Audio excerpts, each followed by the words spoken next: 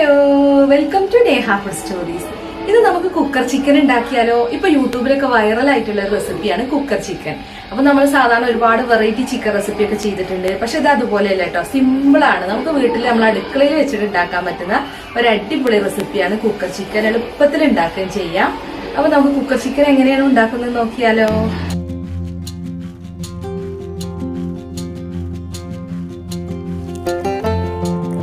Cooker chicken ഉണ്ടാക്കാൻ വേണ്ടിയിട്ട് ഇപ്പോൾ ഞാനിവിടെ ഒരു ഫുൾ ചിക്കനാണ് എടുത്തിട്ടുള്ളത്. അപ്പോൾ ചിക്കനൊക്കെ നന്നായി കഴുകി വൃത്തിയാക്കിയതിന് ശേഷം ഞാനിപ്പോൾ ഇതുപോലെ നന്നായിട്ട് വരഞ്ഞെടുത്തിട്ടുണ്ട് കേട്ടോ. അപ്പോൾ ഇതുപോലെ വരഞ്ഞതിന് ശേഷം വീണ്ടും ഒന്ന് കഴുകിയെടുക്കുക. എന്നിട്ട് നമ്മളിതിലെ വെള്ളത്തിൻ്റെ അംശമൊക്കെ ഒന്ന് തുടച്ച് കളയണം. ഞാനിപ്പോൾ ഒരു കോട്ടൺ ടവൽ ഉപയോഗിച്ചിട്ടാണ് ഇതിൻ്റെ വെള്ളമൊക്കെ ഒന്ന് ഒപ്പിയെടുത്തിട്ടുള്ളത്. അപ്പോൾ നമുക്ക് ആദ്യം തന്നെ ഇതൊന്ന് മാരിനേറ്റ് ചെയ്തെടുക്കണം കേട്ടോ. അപ്പോൾ ആദ്യം നമുക്ക് മാരിനേറ്റ് ചെയ്യാൻ വേണ്ടിയിട്ട് ഇതിലേക്കുള്ളൊരു മസാല റെഡിയാക്കണം. അപ്പോൾ അതിന് വേണ്ടിയിട്ട് ഇപ്പോൾ ഞാനിവിടെ 2 ടേബിൾ സ്പൂൺ മുളക് പൊടി എടുത്തിട്ടുണ്ട്. അതൊരു ബൗളിലേക്ക് ഇട്ട് കൊടുക്കാം. പിന്നെ 1 ടീസ്പൂൺ കുരുമുളക് പൊടി, 1/2 ടീസ്പൂൺ മഞ്ഞൾപ്പൊടി, 1/2 ടീസ്പൂൺ ഗരം മസാല. പിന്നെ ഈ മസാലയിലേക്ക് നല്ലൊരു ഫ്ലേവർ കിട്ടാൻ വേണ്ടിയിട്ട് 2 ടേബിൾ സ്പൂൺ കസൂരി മേത്തി ചേർക്കുന്നുണ്ട്. അപ്പോൾ കുറച്ച് കസൂരി മേത്തി എടുത്തിട്ട് ഒരു പാനിലിട്ടിട്ടൊന്ന് ചൂടാക്കുക. എന്നിട്ട് കൈ കൊണ്ട് തന്നെ ജസ്റ്റ് ഒന്ന് പൊടിച്ചിട്ട് ചേർത്താൽ മതി. പൊടിച്ചിട്ട് ചേർത്താലാണ് നന്നായിട്ട് ഇതിൽ മിക്സ് ആവുള്ളൂ. പിന്നെ ഇതിലേക്ക് ആവശ്യത്തിനുള്ള ഉപ്പും കൂടെ ഇട്ടിട്ടുണ്ട്. പിന്നെ 1.5 ടേബിൾ സ്പൂൺ വെളുത്തുള്ളി ഇഞ്ചി പേസ്റ്റാണ് ചേർത്തിട്ടുള്ളത്. ഇനി മസാല മിക്സ് ചെയ്യാൻ ആവശ്യത്തിന് കുറച്ച് വെളിച്ചെണ്ണ ചേർക്കാം.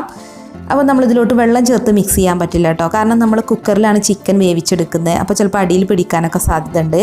അപ്പോൾ ഞാനിപ്പോൾ ഏകദേശം 1 ടേബിൾ സ്പൂണോളൊക്കെ വെളിച്ചെണ്ണ ചേർത്താണ് ഇത് മിക്സ് ചെയ്തിട്ടുള്ളത്. അപ്പോൾ നമ്മുടെ മസാല ഇവിടെ റെഡി ആയിട്ടുണ്ട്. ഇനി നമുക്കിത് ചിക്കനിന്മേ നന്നായിട്ടൊന്ന് തേച്ച് പിടിപ്പിച്ച് കൊടുക്കണം. അപ്പോൾ നമ്മൾ ഈ വരഞ്ഞു വെച്ചിട്ടുണ്ടല്ലോ, അതിൻ്റെ അടിയിലൊക്കെ നന്നായിട്ട് മസാല തേച്ച് പിടിപ്പിക്കണം കേട്ടോ. പിന്നെ നമ്മൾ ഈ ചിക്കനൊക്കെ മാരിനേറ്റ് ചെയ്തിട്ട് ഇങ്ങനെ കുക്കർ ചിക്കനൊക്കെ ഉണ്ടാക്കുമ്പോൾ ഓവർനൈറ്റ് മാരിനേറ്റ് ചെയ്ത ചിക്കൻ വെച്ച് വേണം കേട്ടോ ഉണ്ടാക്കാൻ. എന്നാലാണ് നന്നായിട്ട് ചിക്കനിൽ മസാല പിടിക്കുക. അപ്പോഴാണ് നമ്മൾ കുക്കറിലൊക്കെ ചിക്കൻ ഉണ്ടാക്കിയാൽ നല്ല ടേസ്റ്റ് കിട്ടുള്ളൂ.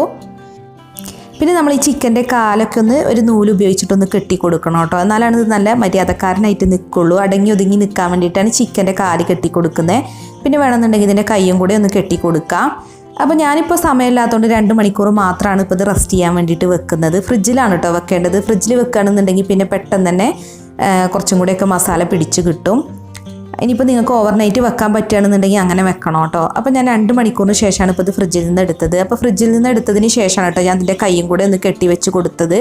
അപ്പോൾ നിങ്ങൾ കാല് കെട്ടി വെക്കുന്ന കൂട്ടത്തിൽ കൈയും കൂടെ ഒന്ന് കെട്ടി വെക്കുക. അപ്പോൾ നമ്മൾ കുക്കർ ചിക്കൻ ഉണ്ടാക്കാൻ വേണ്ടിയിട്ട് ഇപ്പോൾ 5 ലിറ്ററിൻ്റെ കുക്കറാണ് കേട്ടോ എടുത്തിട്ടുള്ളത്. അപ്പോൾ ഇതിൻ്റെ വാഷറൊന്ന് മാറ്റണം. വാഷർ നമുക്കിത് കുക്ക് ചെയ്യാൻ വേണ്ടിയിട്ട് ആവശ്യമില്ല. അതുപോലെ ഇതിൻ്റെ വിസിലും മാറ്റണം കേട്ടോ. അപ്പോൾ നമ്മൾ കുക്കർ ചിക്കൻ ഉണ്ടാക്കുമ്പോൾ കുക്കറിൻ്റെ വാഷറും വിസിലും മാറ്റിയിട്ട് വേണം ചിക്കൻ വേവിച്ചെടുക്കാൻ. അപ്പോൾ ഞാനിത് രണ്ടും ഒന്ന് മാറ്റി വെക്കുകയാണ്. അപ്പോൾ അത് നിങ്ങൾ പ്രത്യേകം ശ്രദ്ധിക്കണം കേട്ടോ. പിന്നെ നമ്മൾ കുക്കറിൽ ചിക്കൻ വേവിക്കുമ്പോൾ ഡയറക്റ്റ് ചിക്കൻ കുക്കറിലേക്ക് ഇട്ട് കൊടുക്കല്ല കേട്ടോ ചെയ്യുന്നത്. ആദ്യം നമ്മൾ കുക്കറിൻ്റെ അടിയിലേക്ക് കുറച്ച് കല്ലുപ്പ് ഇട്ട് കൊടുക്കണം.